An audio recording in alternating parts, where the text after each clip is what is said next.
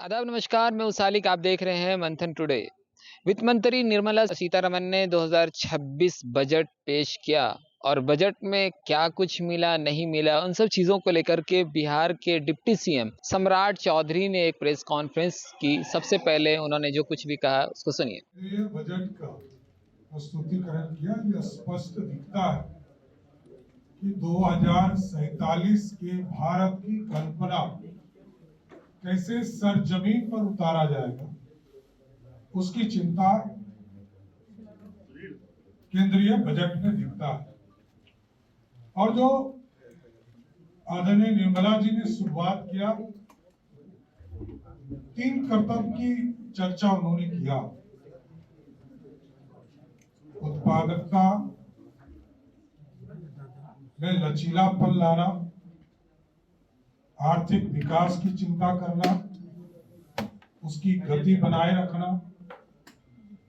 दूसरा, भारत की समृद्धि के पथ पर सशक्त साझेदार बनाने के लिए लोगों की आकांक्षा पूरी करना और उनकी क्षमता बढ़ाना।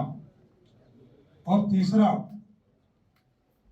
सरकार की सबके साथ सबका विकास के दृष्टिकोण को अनुकूल और यह सुनिश्चित करना है कि सार्थक भागीदारी के लिए प्रत्येक परिवार, समुदाय और क्षेत्र की संसाधनों, सुविधा और अवसरों तक पहुंचाने का उपलब्ध कराना। साथियों, ये स्पष्ट दिखता है कि चाहे वो इनकम टैक्स का क्षेत्र हो, जीएसटी का क्षेत्र हो, प्रत्यक्ष कर हो, अप्रत्यक्ष कर हो, सीमा शुल्क घटाने की बात हो और कई चीजें। मैं जब स्वयं भी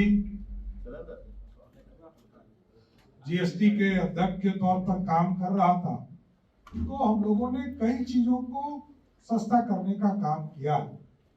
उसमें सरकार ने निर्णय लिया है कि कई चीजें जैसे शुगर और कैंसर की दवाई सस्ती हुई है, खेल कूद के सामान सस्ते हुए, बायोगैस मिक्स सीएनजी सस्ती होगी, माइक्रोवेव सस्ते होंगे, सोलर पैनल सस्ते होंगे, लेडर प्रोजेक्ट सस्ते होंगे, मोबाइल फोन और ईवी की बैटरी सस्ती होगी। बिहार को क्या मिला? मैंने तो बताया ही कि रेल के लिए जो एक कॉरिडोर बनाने की बात हुई, वो बिहार होकर गुजरेगा और बिहार के इंफ्रास्ट्रक्चर को उसका भारी लाभ मिलेगा। और रेल के सेक्टर में पहले से भी 1 लाख करोड़ रुपए का प्रोजेक्ट बिहार में चल रहा है और ये प्रोजेक्ट आने के बाद और बड़ी राशि इनको प्राप्त होगी। इनलैंड के क्षेत्र में भी हमारे काम चल रहे हैं और अब बनारस से पटना भी, क्योंकि हमारा पटना मेट्रो, वाटर मेट्रो भी रुका हुआ था, क्योंकि नीचे जो इनलैंड के रास्ते थे वो क्लियर नहीं हो पाए। लगभग 43 किलोमीटर हम लोगों ने इनलैंड के उस रास्ते को क्लियर किया, लेकिन यदि यहाँ से बनारस तक के रास्ते जलमार्ग के सही हो जाएंगे तो हम पटना वाटर मेट्रो को आगे भी बढ़ाने का काम कर रहे हैं। तो आपने सुना किस तरीके से उन्होंने बताया कि क्या कुछ मिला है, खास तौर पर बिहार को क्या मिला। तो इस बार बिहार को क्या कुछ मिला है वो भी आपने सुना। और क्या इलेक्शन नहीं है इसलिए सिर्फ ये झुंझुने वाली बात हो गई कि ये इधर से कॉरिडोर गुजरेगा तो वो बिहार होके गुजरेगा और फिर उसके बाद रेल, सिर्फ बिहार को रेल ही मिलेगा? क्या बिहारियों को सिर्फ सप्लाई किया जाएगा?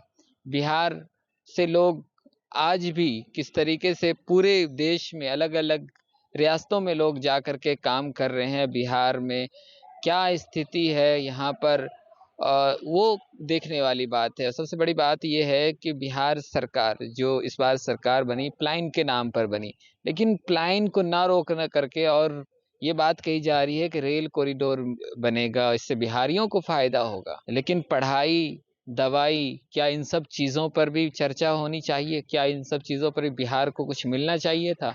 इन सब चीज़ों पर कोई चर्चा नहीं हुई।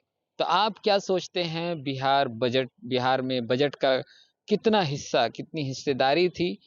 कमेंट बॉक्स में ज़रूर बताएं। इस रिपोर्ट में इतना ही। हमारे साथ बने रहे। आप देख रहे हैं मंथन टुडे। तो हमारे चैनल को लाइक और सब्सक्राइब कीजिए। धन्यवाद।